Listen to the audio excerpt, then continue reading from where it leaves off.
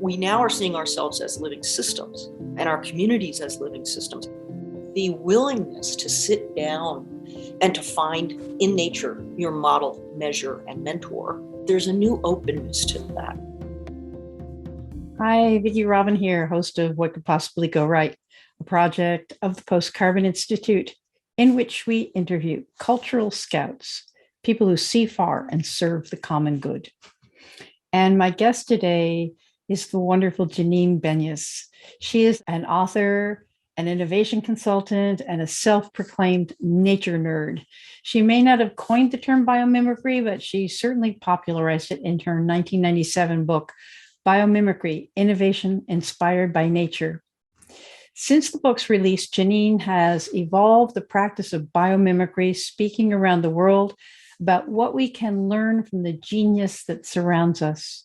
In 1998, Janine co-founded the world's first bio-inspired consultancy, Biomimicry 3.8, formerly the Biomimicry Guild, 3.8 being 3.8 billion years, bringing nature's sustainable design to 250 plus clients, including organizations like Boeing and Colgate-Palmolive, Nike, General Electric, and many more. In 2006, she co-founded the Biomimicry Institute, mobilizing tens of thousands of students and providing those practitioners with the world's most comprehensive biomimicry-inspired database, Ask Nature, to use as a starting place. So join me in a wonderful conversation with Janine Benyus. Hey, Janine. Welcome to What Could Possibly Go Right, and thanks for taking some time to be with us. There's many things I love about you, many things I love about your work. And one thing I want to talk about right now is that you're a systems thinker. You're curious not just about what makes nature thrive, how the gecko sticks to the ceiling and the butterfly makes its colors, but human systems and economic systems and social systems. And so you're thinking about how all of these might fit together. We have a design problem, you say, not a problem of substance, that our question should not be how can we control and extract for human benefit, but how can we learn from nature to benefit one another? You know how much I and everybody wants this to be how humans inhabit the earth. So this may be phrased wrong, but one question I have is, where is biomimicry winning as per se, beyond projects to whole systems? And I'm also wondering what clues biomimicry has for pandemics. Did you watch the last 2 years shaking your head and going like, there's a better way to address this? And another question is, do you think about the social and political systems? Does biomimicry have something to offer nations that still solve our problems with shock and awe? So help us, Janine, to turn our attention toward what is life-affirming, even as all around us it seems to be going toward denying and destroying. We need your medicine. So tell us what you see emerging. What could possibly go right? And over to you. What a fabulous question. Yeah, I'm a fan of not shock and awe, but flock and awe, really. That's what I'm hoping. Your question about biomimicry has been, that's been my life for the last 30 years, almost 25 years ago, the book came out, but I started collecting for it before that. It was my 6th book. And my other books, I'm a natural history writer, and I wrote about ecosystems. I wrote about communities and how well they work. And then I thought, shouldn't we learn from them? And so I found people starting to do that, and I wrote this book. And then very quickly, very surprisingly to me, I went back to write my next book, but the phone started ringing. And it was companies, municipalities, inventors, design firms saying, could you bring a biologist over to the design table and help us? And I said, well, yeah, I don't do, EPA stuff. I'm not going to count the dead fishes and frogs. But upstream in the design challenge, that would be interesting to tell you how life works and then see if we could redesign things along those lines. And that's what started our company, which at that point was called Biomimicry Guild. Now it's Biomimicry 3.8. So we've been doing this for 3.8 billion years of good ideas. And we've been doing this now for about 25 years. And I always felt like I was, when we would bring in biological living systems models into these big corporations sometimes, it was a stretch. We had internal champions to get us the contracts to come in, but, people were highly skeptical. So to bring Mother Nature into some of these halls of power, it was an honor, but it was difficult. And there was skepticism.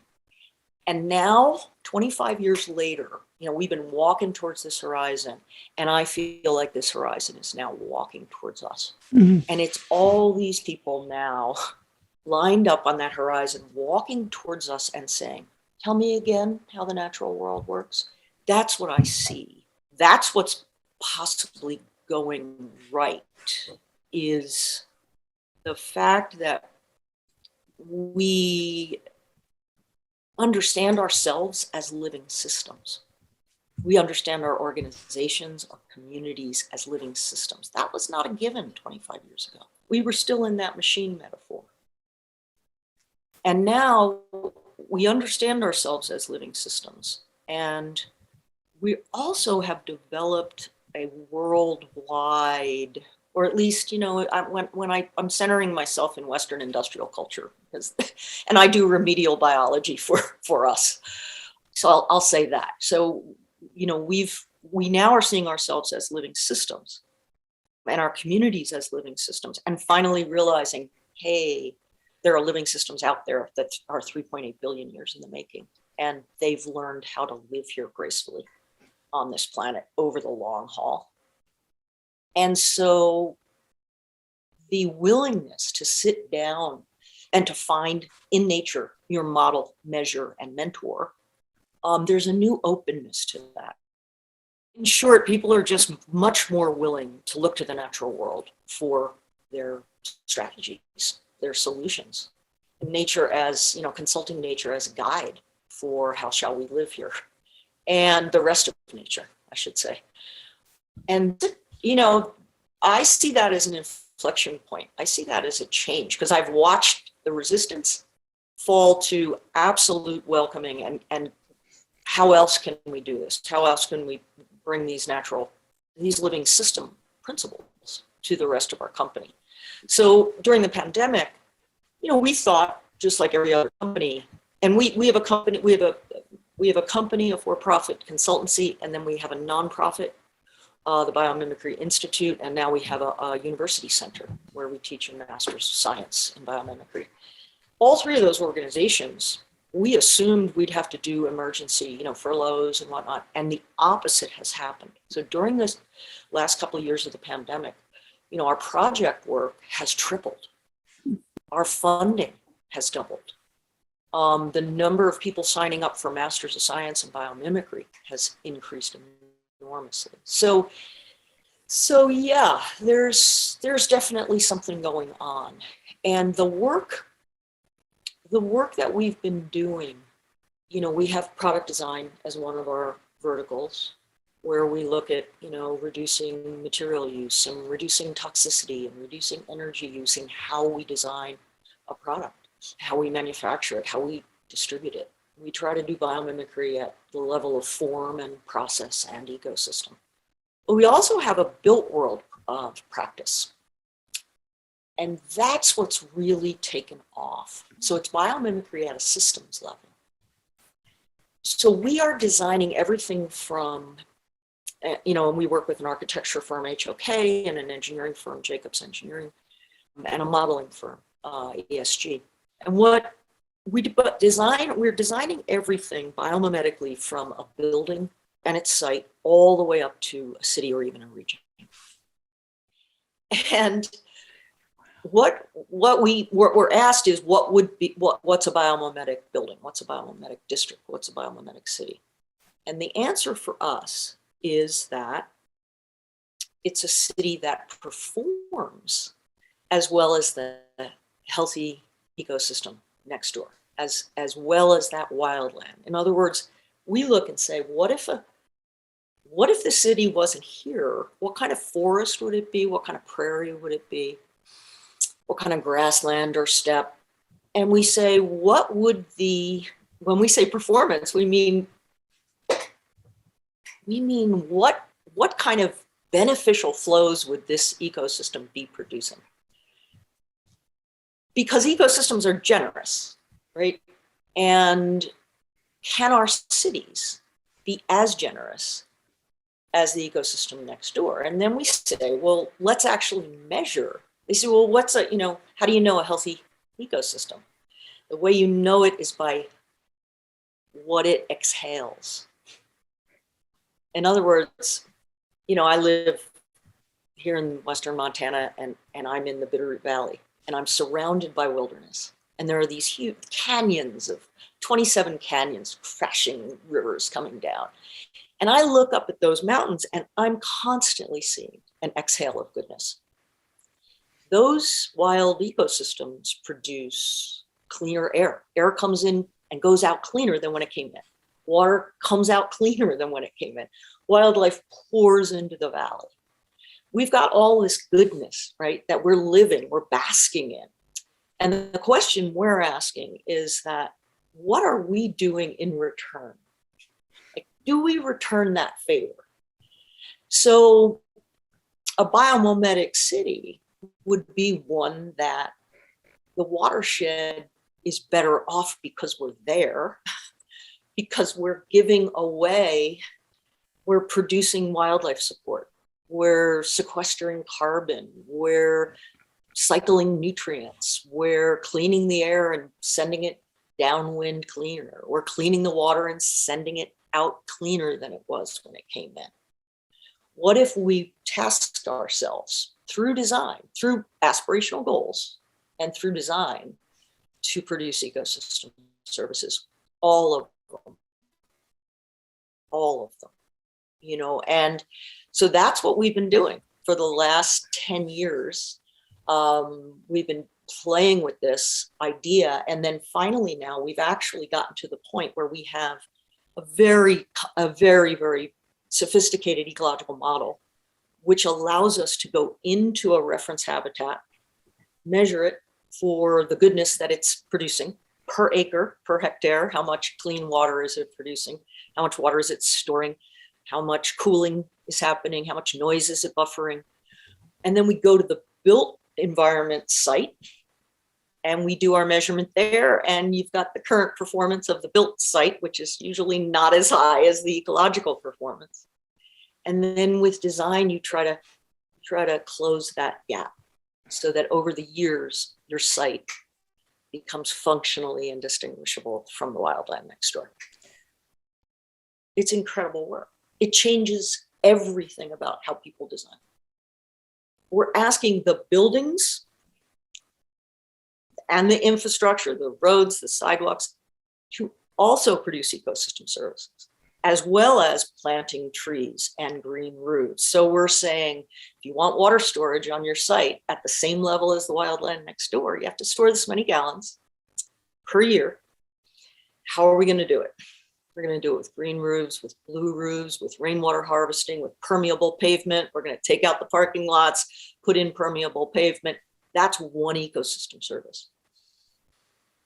Then you've got carbon sequestration. You're going to put mass timbers in the building. You're going to do landscaping that is very different, that has functionality to actually sink and store more carbon.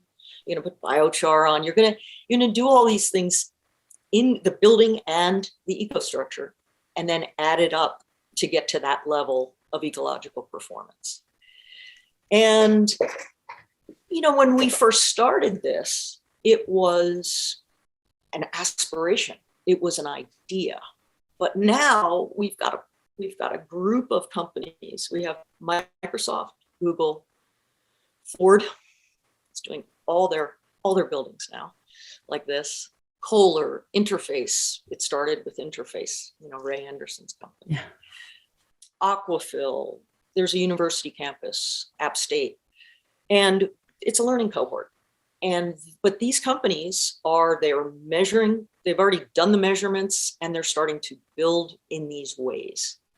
So if you can imagine things like the mushrooming data centers, things that we build and we build again and again and again, if we get those right so that they're actually contributing to the neighborhood that they're in, it's not my backyard, it's please in my backyard. How do we do that?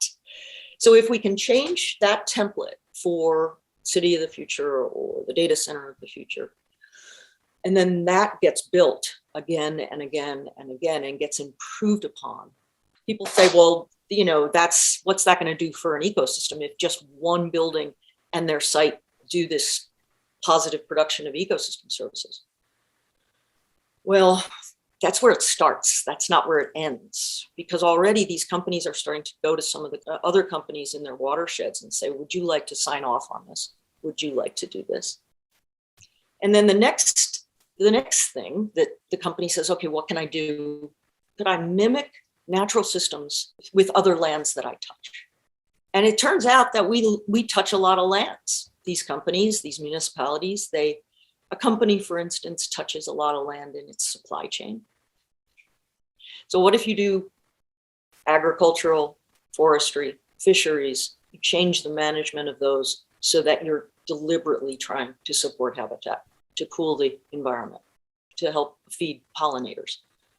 Like, what if you put that as part of your who you buy from, part of the contract? Suddenly that plume of goodness, you're starting to pull that from your supply chain.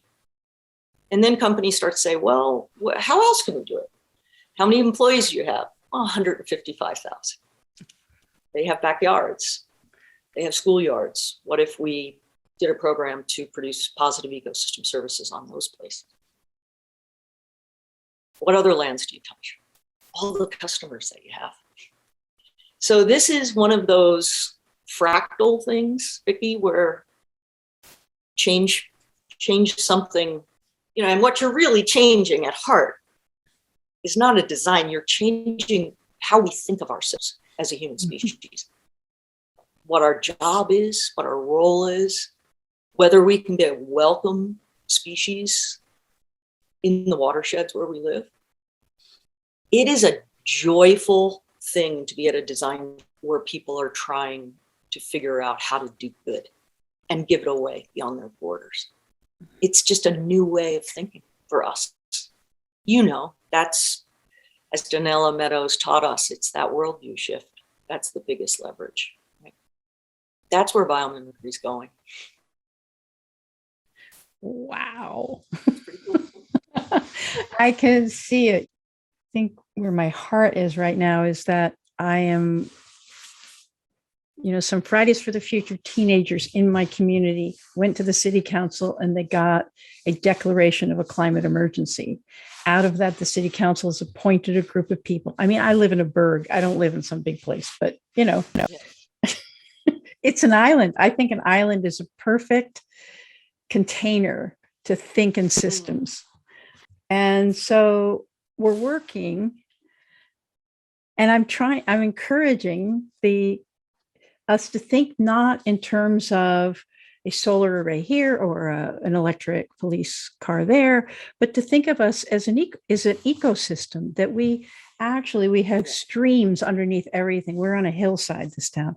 And so the water is flowing underneath the surface and sometimes coming up, and so we have some swales and there's a couple streams that, so to think about this in almost like a permaculture way, like there's water flowing through a system. How do we capture and store that water in the soil, in cisterns?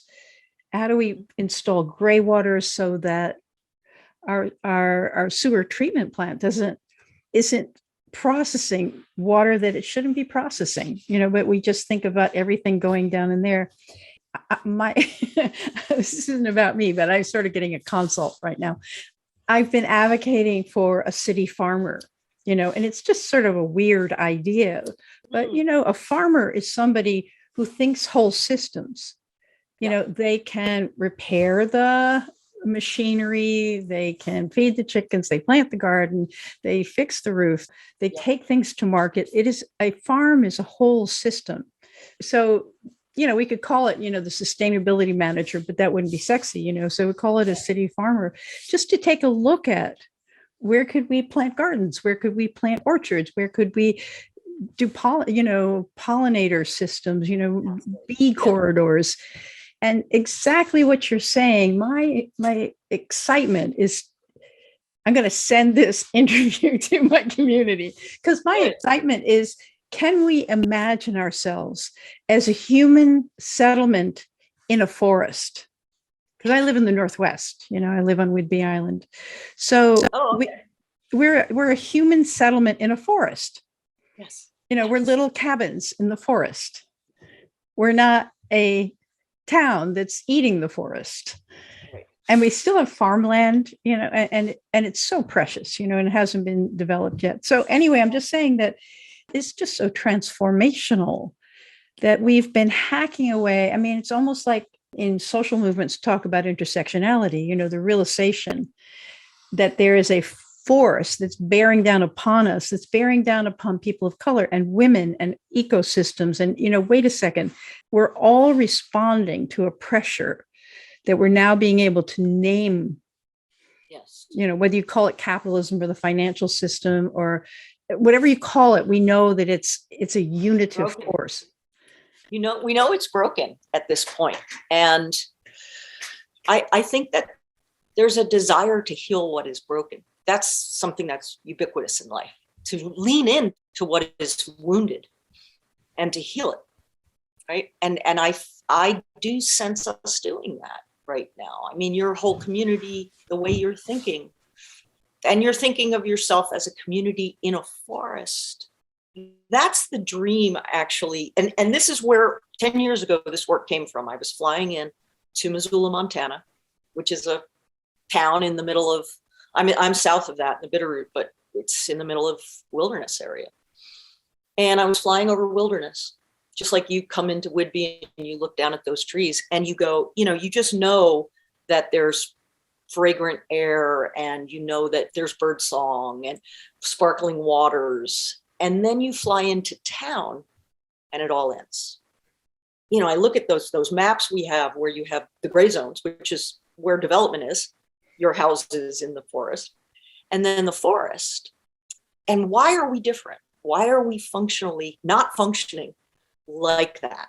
The dream was that someday I will fly in and it may look different than the wildland next door, but it'll be producing the same amount of goodness. And what it took was that thought of saying, why are we a sacrifice zone? And why are we taking so much from those wildlands, but giving nothing back? And then another time that I had this kind of aha was I had been invited down to Costa Rica to this eco development that they were just starting. It was a young group of people and they were amazing people, amazing. And they were trying to pull the best of the best into this development. And we were looking at this map and it had a mylar covering on top of it. And they had a wax crown that they were, saying, here's where it's going to be. And it was in the middle of this protected rainforest. And they said, the neatest thing about this development is that, and they started to draw these arrows. And they literally said, like, there's going to be all this wildlife coming in. And then the water that comes in is super clean. And they start drawing these arrows into the community from the wildland. So I asked for the wax pencil and I said, and what's going out? And they said, that's the beauty of it. Nothing is. And they drew circles like it's all going to be, we're going to self-sustain ourselves. We're going to take care of in here. We're going to clean everything ourselves, right? And nothing will go out. I said, why not? Why do you assume it's got to be a negative thing that goes out? Right. And I started to draw these arrows and I was like, what if there's more wildlife that gets produced? The pollinators travel and they keep on going and they have a place to be. There's all this clean air and cool coming out. So that's our next step. Net zero is what, and believe me, I work in a lot of places where they're far from net zero, right? So we want people to get to the place where they're not producing any bad, but they can't stop there. We have to cruise right by net zero and go to positive. Yeah. Or leapfrog right to positive, because you design differently when you're designing. In other words, say in your community, you want to do community gardens. But if you decide that you're going to produce excess food for the communities next door, you do it completely differently, right? It's, yeah. Exactly. I mean, it's an aspirational goal, let me tell you. I mean, forests in your part of the world are amazing what they can do, right? And so it's like, wow, how do they keep things cool when this is more in, places we work, like in Georgia, where it's these hot and dirty factories, right? They're factories. We're doing this with factories. We call it factory as a forest. That's one of the things we look at. Big old factories and their big old parking lots, right? And people are in there and it's hot and it's dirty. This is where the social stuff comes in too. Because when we've done this with companies and said, okay, how can you make your plant, and sometimes we're working on the Ford plant right now. It's 4,200 acres. Wow. Yeah, it's the place they're going to be making batteries. In Tennessee and Kentucky, we have those 2 buildings we work on, or 2 sites. They're huge sites. And, the people in the factory that we bring folks out and bring them to these reference habitats where it's lovely. You want to picnic there all day. Say, this is going to be what your site should feel like. And they say, what about inside? What about inside the building? It's hot and it's dirty. Can we have the coolness? Can we have the fresh air in the building, right? So suddenly, well-being is both inside the walls and outside the walls, right? Why not? Right. And then the other social things you asked about, Kate Raworth, we've put the donut and the citrus, we call it the citrus because we have the social wedges are in the middle and we're trying to fill those wedges with good. So in other words, asthma rates will go down and healthy lungs will increase, right? Noise levels will there'll be more quiet areas. There'll be cooler areas. Heat island effect will not affect as many people, right? And these new jobs that are created, of course, there's lots of plants that are planted in this process. And there are new jobs. You talk about the urban farmer. The people, if you're putting trees on balconies and on top of rooftops and in the parking lots, and you've got bioswales, and you basically have a permaculture kind of a setting, who puts all those in? We say it's got to be local people. It's got to be local green wealth, not just green jobs, green wealth. You're indulging me. You can tell how much I love this work. You're indulging me, so it's no, it's because it's exciting. There's a new field of design, we think, called design for ecosystem services. And that means there's a whole lot of new kinds of jobs. One of the ecosystem services in the list of 21 is food provision. That's what ecosystems provide for us. They provide food. So food provision. So all of those community gardens, those rooftop gardens that weren't there before, who runs those? Who's doing the nursery work to create all those forests that weren't there before, all that afforestation on that site, right? If you tie a social good to that and make that part of the plan, I think it will change communities around these places, right? On a social level as well. Totally. Yeah, you mentioned permaculture, and I keep thinking one of the principles is the problem is the solution. So when you were talking about buildings, I was thinking one of the many things I can get upset about in terms of what we're doing to the natural world is Bitcoin, and just the acres of servers worrying away that it takes, the amount of energy that's sucked by Bitcoin. And if those buildings were designed for ecosystem services, so that not only did the sun provide all of the energy, so it's no energy from anywhere but there, And they pump it out into the environment because they're huge flat buildings, so I can see it now. I can see. Yeah. And just adding that little thing of we're going to go above and beyond and not just meet our own needs. I say to these companies, the new civic gesture is not a sports stadium. It's healthy neighborhoods that you help make possible. So this power of place, and I've been going through the Post-Carbon Institute site. It's amazing.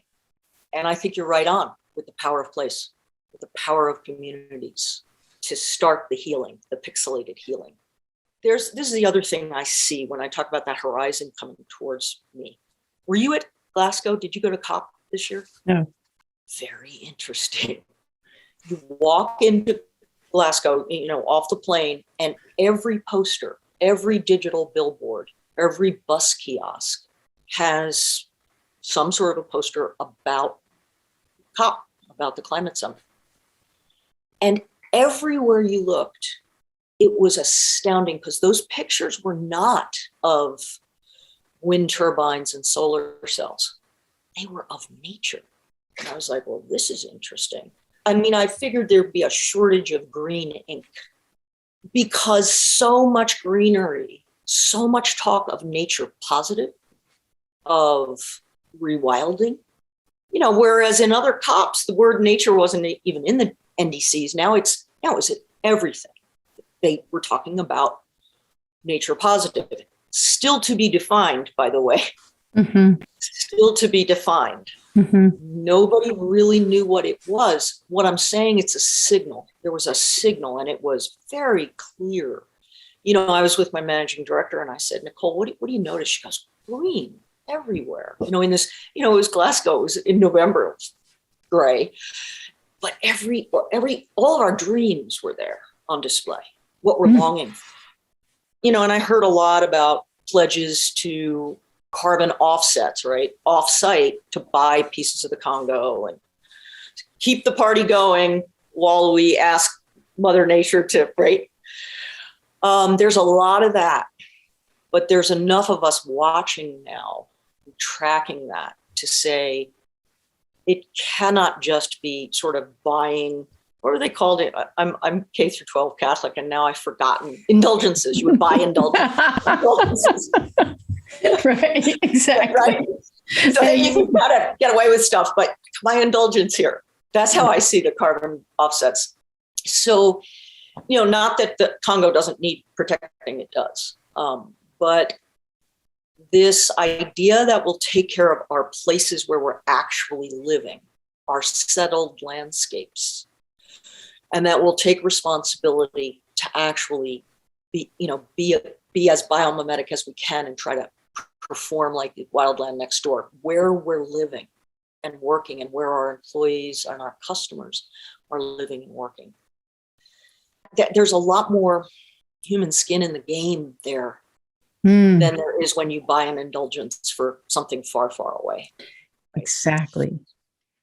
Right. Yeah. I've been, involved in relocalization for so many years.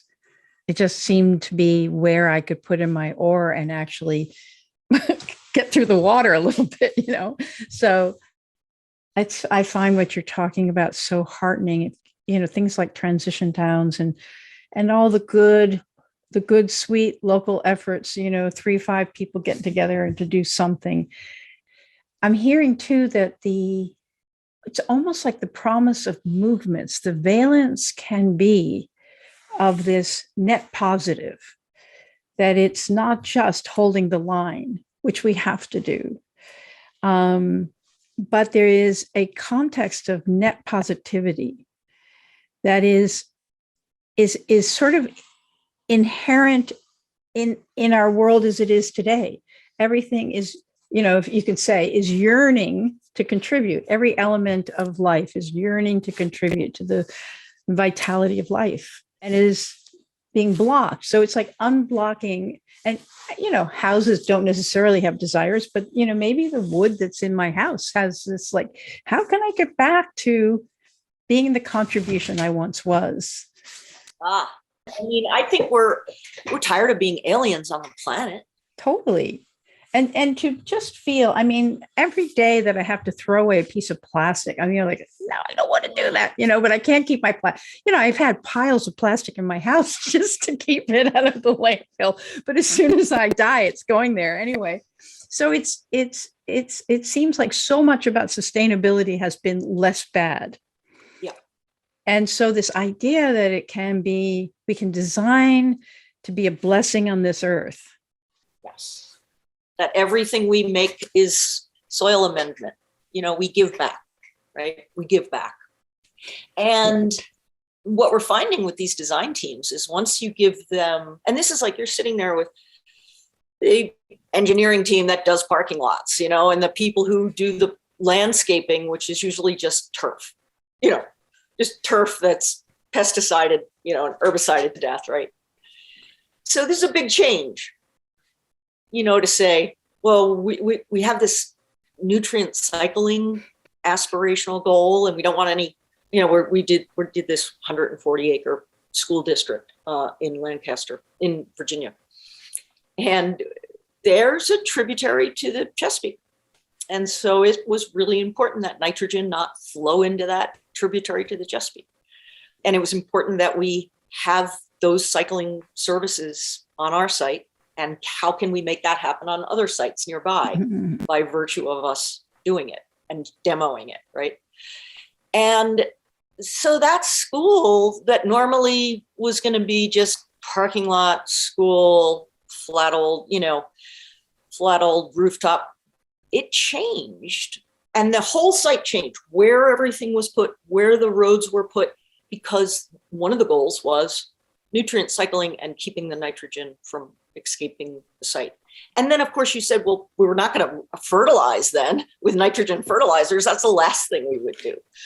Right? I mean, once you start thinking that way, suddenly you're not telling people not to do pesticides. You're telling people to do healthy microbial ecologies in the soil so that you can have more carbon sequestration and more water storage. And how can we do that? And they just volunteer, well, we can't put pesticides in. So the whole maintenance thing is going to change. And maybe turf isn't the best thing we could be doing. What else could we be doing? And you just sit back, because humans do love to try to meet positive goals. Yes. It's very, very interesting. It really is. And the thing that biomimicry offers is a systemic, you're just not taking carbon as your metric. You've got this whole ecosystem you're trying to mimic and all the things that it does. We can't be myopic about carbon the way we were myopic about energy or myopic about water. I mean, we've I've been in the green building movement now for almost 30 years, and I've watched us spend 25 of those years focused on energy, just energy.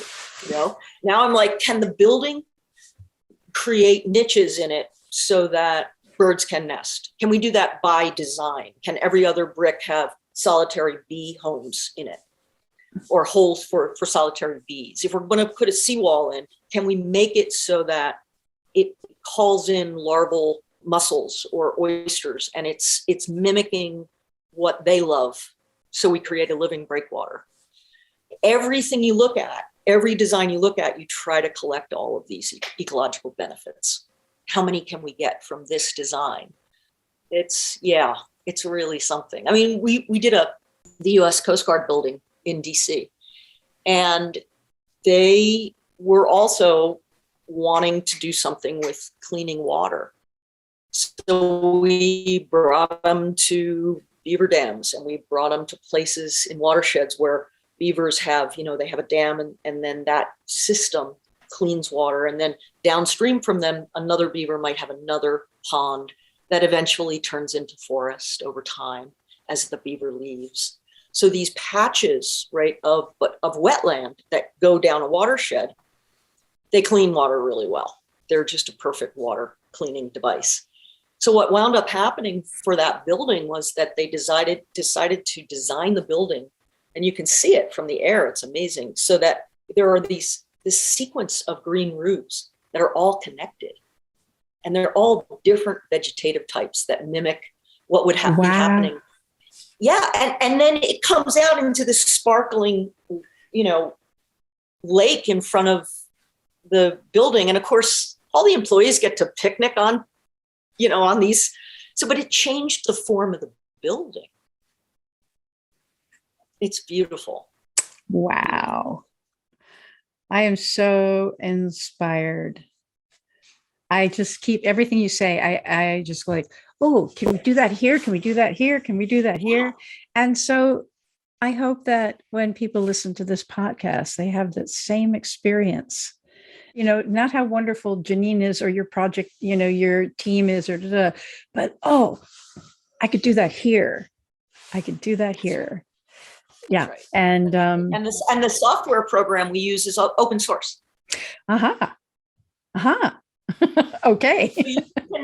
So you can, go to biomimicry.net. And if you're interested, get information about joining Project Positive, this learning cohort, and we can teach you how to use that tool so that you can measure the ecosystem services being produced by the forest that you live in.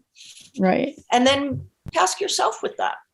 It's totally doable. You don't need consultants to do it. You can start yourself, which is kind of cool as well. Okay. You listening, everybody? Biomimicry.net. Okay.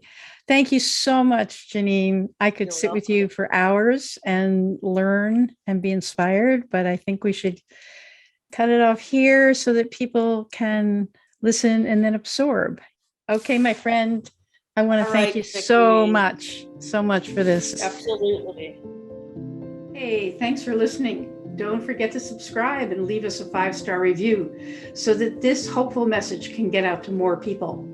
Check out Post-Carbon Institute's Resilience website for show notes and for more guest information. Thanks also to Asher Miller, Amy Burringroot, and Clara Winter of Post-Carbon Institute, plus production assistant Michelle Wigg from frugalityandfreedom.com.